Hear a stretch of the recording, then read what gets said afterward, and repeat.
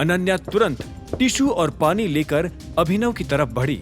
इतने में अभिनव ने भी अपनी जेब से रुमाल निकाल लिया। तुम ठीक हो? अनन्या ने अभिनव को टिश्यू और पानी दिया और गुस्से में सनी को घूरने लगी। इतने में अभिनव ने सनी से कहा, सनी, प्रोटॉन में जो कुछ हुआ उसमें अनन्या का हाथ नहीं था। आज के बाद अगर तुमने इसका इल्जाम अनन्या पर लगाया तो मुझसे बुरा कोई नहीं होगा। सनी अंदर से तो बुरी तरह घबरा गया था, लेकिन वो अपनी घबराहट दिखा नहीं सकता था। ऐसे में उसने अनन्या से कहा, मैं तुम्हें लास्ट टाइम वार्न कर रहा हूं, अगर तुम और तुम्हारा ये फटीचर हस्बैंड जिंदा रहना चाहते हैं तो मेरे मामलों में टांग अड़ाना छोड़ दो। तुम इतना सब कुछ इसलिए बोल पा रहे हो ना क्योंकि दादाजी आसपास नहीं है, वरना उनके सामने तो तुम्हारी जुबान भी नहीं खुलती। अनन्या ने पलटकर जवाब दिया। सनी ने गुस्से में एक बार को इधर उधर देखा और उसकी नजर अभिनव पर पड़ गई। इससे पहले कि वो आगे कुछ कहता, सनी अपनी जगह से उठा और वहां से चला गया। उसके जाते ही अनन्या ने भी एक गहरी सांस ली और उसकी नजर अभिनव पर पड़ी। अभिनव की हालत देखकर न जाने क्यों अनन्या को अभिनव की चिंता हुई और उसने कहा, तुम ठीक हो? अभिनव ने हाँ में सिर हिलाया और बोला, हाँ मैं ठीक हूं, और वो सीधा कमरे की तरफ जाने लगा। अनन्या जानती थी कि अभिनव झूठ बोल रहा था। कप फूटने की आवाज सुनते ही 3 मेड्स दौड़ती हुई डाइनिंग एरिया में पहुंच गई थी। अनन्या ने उन्हें एक पल के लिए घूरते हुए देखा और फिर खुद फर्स्ट एड बॉक्स लाने के लिए दौड़ पड़ी।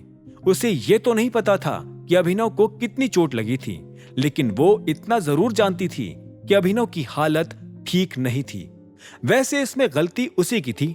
अगर वो सनी को इतनी बुरी बात नहीं कहती तो शायद सनी कभी कब उठाकर नहीं फेंकता। जैसे ही अनन्या कमरे में दाखिल हुई तो उसने देखा कि अभिनव शीशे के सामने खड़ा था।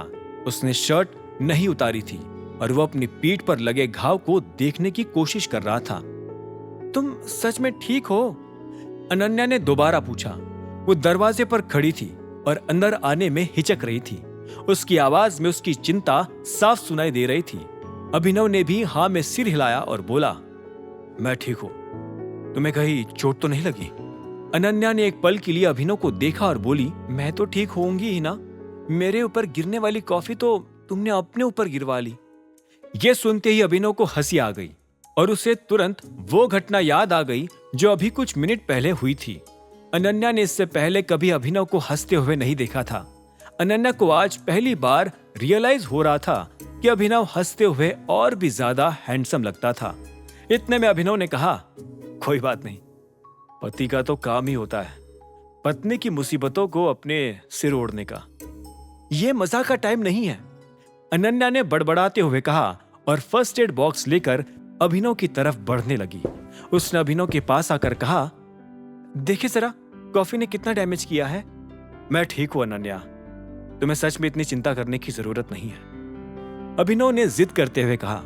अनन्या ने उसकी बात नहीं सुनी और जमीन पर फर्स्ट एड बॉक्स रख दिया। इसके बाद उसने अभिनव की शर्ट खोलने के लिए अपना हाथ बढ़ाया और बोली, लाओ मैं इसे उतार दूं। वो अभिनव की शर्ट का बटन खोलने ही वाली थी कि अभिनव ने उसका हाथ पकड़ा और बोला, मैं कर लूंगा, और फिर वो खुद ही अपनी शर्ट उतारने लगा। अनन्या ने उसकी पीठ पर जो पहली चीज देखी वो था एक बड़े से टाइगर का पंजा। ये तुमने कब बनवाया? अनन्या ने पूछा। फिर उसने अपना हाथ आगे बढ़ाया और उस पंजे पर बने नाखूनों को आहिस्ते से छूकर देखने लगी। उसे इस पंजे के पीछे की कहानी पता नहीं थी, इसीलिए उसे पंजे से डर भी नहीं लग रहा था। असल में अनन्या को वो मर्द अच्छे लगते थे जो अपने शरीर पर टैटू बनवाते थे, लेकिन हरदेव को ऐसे आदमी जरा भी पसंद नहीं थे। सनी ने खुद अपने शरीर पर कुछ टैटूज बनवा रखे थे।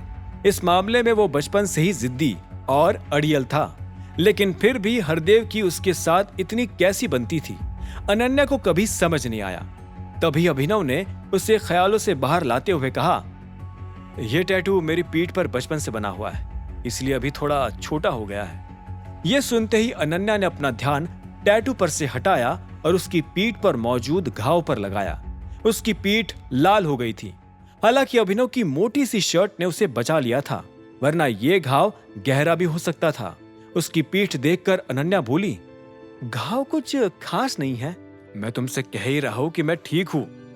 अभिनव ने अपनी भारी सी आवाज में कहा।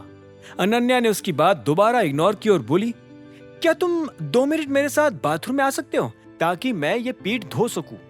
प्लीज जल्दी करना, मैं बहुत थका हुआ हूं और मुझे बहुत भूख भी लग रही है, अभिनव ने कहा। यह सुनते ही अनन्या ने अभिनव की आंखों में देखा और बोली, तुमने कुछ खाया नहीं? पहले क्यों नहीं बोला? आगे की कहानी जानने के लिए देखें अगला एपिसोड सिर्फ पॉकेट एफएम के यूट्यूब चैनल पर, और द रिटर्न ऑफ टाइगर के सारे एपिसोड्स को सुनने के लिए डिस्क्रिप्शन में दी लिंक से डाउनलोड करें पॉकेट एफएम ऐप।